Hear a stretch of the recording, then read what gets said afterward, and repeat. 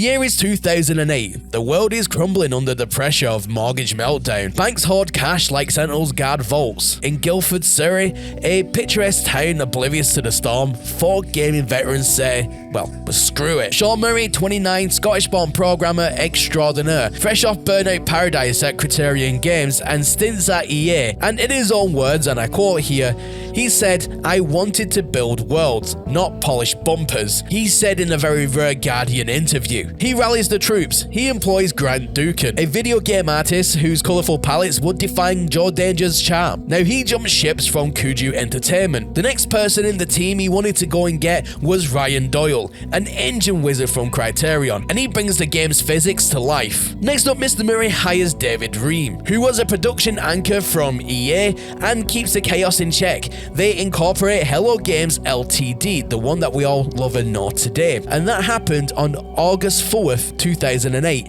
in a cramped office above a tile shop. Now, struggles started from day one, such as coding on laptops bought from eBay and even skipping meals. And at that time, there was speculation that salaries were going unpaid for months. Mr. Murray had to remortgage his house. And those sacrifices led to Joe Danger, well, a prototype version of Joe Danger, which was like a stunt biking with procedural tracks kind of game, which then Hello Games pitched over to Sony, who actually bit, and by December, demos were out in the wild. Even locals at Guildford pubs turned playtesters. This shit forges their ethos. It's a small team with big dreams, employee count is 4, revenue is zilch, but the seed is planted, well, in barren soil anyway. Now, moving onwards to 2009, there has been a little bit of silence between the beginning of Hello Games to this point. The grind is intensifying in Hello Games' office. But just to make ends meet through 2009, Mr. Murray had to go ahead and sell his car, with some reporting that publishers scoff at 4 nobodies trying to push a brand new game onto their platforms. But that doesn't stop Mr. Murray. What he does next actually baffles most people.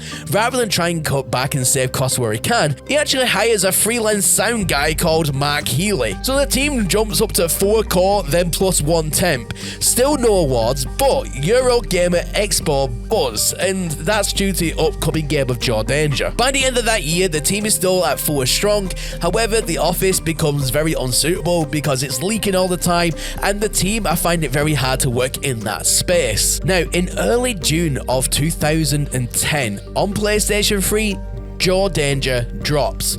It gets an 87 Metacritic score. It gets 100k in sales in 1 week. And then the awards start flying in, such as Best New Studio, Best Micro Studio. The Guardian lists them as Top 100 Innovative Brits. But with the success of PlayStation, Xbox and PC were next on the horizon. And in Mr. Murray's own words here, he says it was porting hell. He had to go ahead and hire a junior programmer called Hazel McKendrick, which then puts the team up to 6, with the 1 temp becoming full-time permanent. Now, with the revenue made from Joe Danger, for the first time put millions in the bank account for the studio.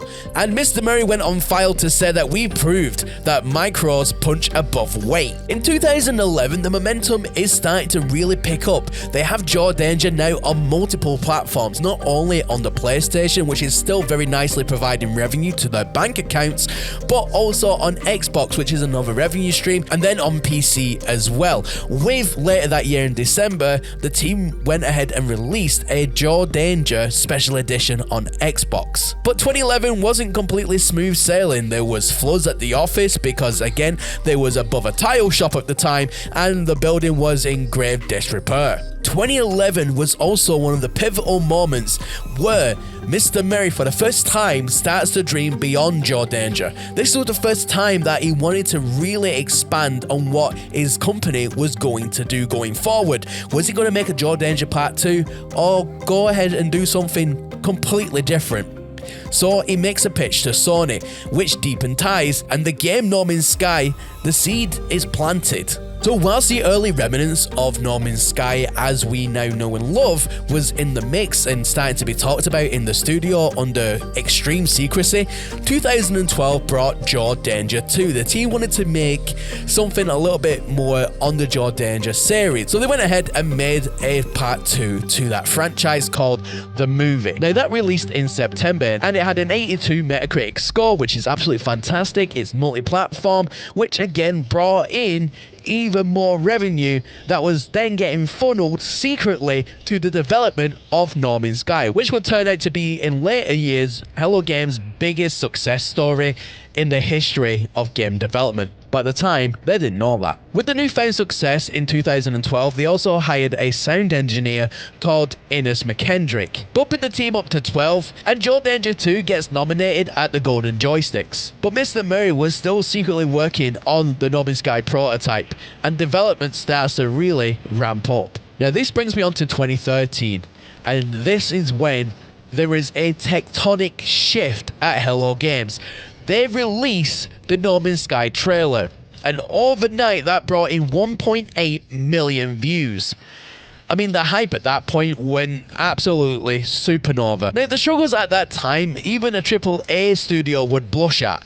But this is a small indie studio with 12 team members working full force now on No Man's Sky. And they're trying to essentially make a game that's infinitely long.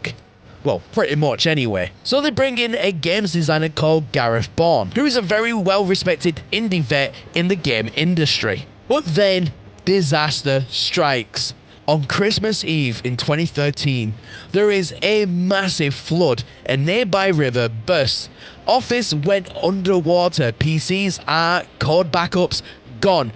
Ankles to waist in 15 minutes. That's how deep the water was. And that's going by Mr. Murray's own blocks. Now, financially, the team was still in a good spot from the last 2 games of Jaw Danger 1 and 2. So they were still getting revenue in order to rebuild. And also, there is reports that the community did help at the time to donate and rebuild the company back within a matter of weeks. Now, 2014 rolls by and Jaw Danger gets another release, but this time on iOS called Jaw Danger Infinity.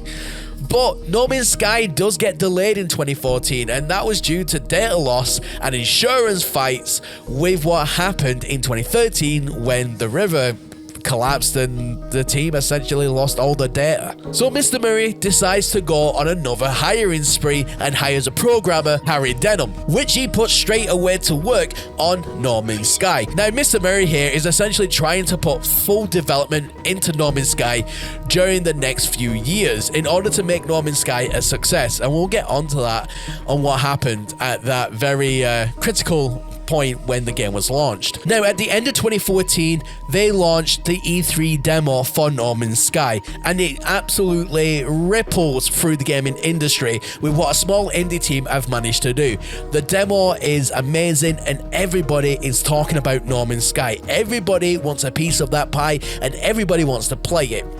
Now, when 2015 comes around, E3 demo, you know, the planets are galore, there's pre-orders that's soaring, but delay from June to August. I mean, fans are grumbling because there is a delay now that is going to affect the launch of the game. But even with the delay, Mr. Murray hires even more for his team. Now, he hires an artist called Jake Golding. This brings up the team to 20 with previous hires that we've already spoken about and temps. And 2015, Hello Games will go on to win even more awards for a game that they've not even released yet, such as Most Anticipated Game. Hype by the end of 2015 is revving, but cracks are still starting to show. Now, this brings us on to 2016, and I'm going to just title this section of the video as Apocalypse. No Man's Sky launches August 9th, and they do 2 million plus sales in one day, with 212,000 people playing on Steam on launch day. It was the biggest thing that has happened to the game studio in its history. But then the hellfire came. With no multiplayer, it was full of bugs, and reviews tank, with Mr. Murray receiving multiple death threats. The team at Hello Games were even given police protection and escort to offices to home and so on. The Twitter page at the time was hacked, with one post saying that No Man's Sky was a mistake. There was even a probe done into Hello Games as a company because so many people were shouting basically they got scammed. However, they was cleared of any wrongdoing. Now, there was silence until November when the first update dropped called Foundation, and this brought in some promised features such as bases and mods and so on. Now, at this point in time, Gareth Bourne leaves to go and work on Star Citizen, and he later admitted on a LinkedIn post that pressure crushed me, and that was due to everything that was going on. But Mr. Murray went ahead and hired a new coder called Ian Brown. And by the end of 2016, the team stands at 22 people. And No Man's Sky, even with all of its troubles, still gets nominated for a few awards, but doesn't win anything. 2017, I'm going to name this Rebirth because this was the rebirth of No Man's Sky and Hello Games that are pretty much entwined at this point. The next big update for No Man's Sky was Pathfinder, and that launched in March. That brought in Exocraft and Permadeath. Then Atlas Rises in August, which brought in story and co-op teases, ARG Walking Titans, players return, and Steam starts to shift in a positive light rather than being a fully negative review mess. Now, the trust at this point is starting to rebuild and heal within the gaming community.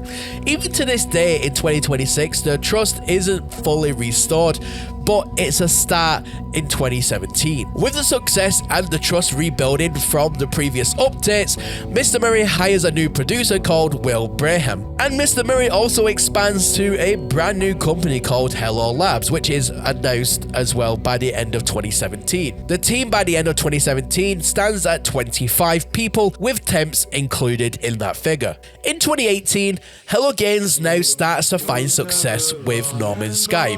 They launched the update called Next in July, which brought full multiplayer. Xbox launched as well, it brought in third person, and then Abyss landed in October, which brought in Oceans, and Visions in November, which brought in Biomes. At this point, reviews saw 1 million plus players across all platforms, and yeah, there are still struggles with bugs at this point, and Mr. Murray at this point goes on a hiring spree, with the revenue now ticking in very nicely, such as Paul Weir, which is a composer legend, and his job is to take care of all of the audio the studio needs. And awards are naturally starting to flow in, such as the Golden Joystick for Best Expansion. And they also got a nomination at the TGAs for Best Ongoing Game. But the surprises were still happening because it was also developing a game in secret as well on top of what they was doing with No Man's Sky, and that was The Last Campfire, and that was announced later in 2018 as well. In 2019, No Man's Sky gets the Beyond update, which brought in VR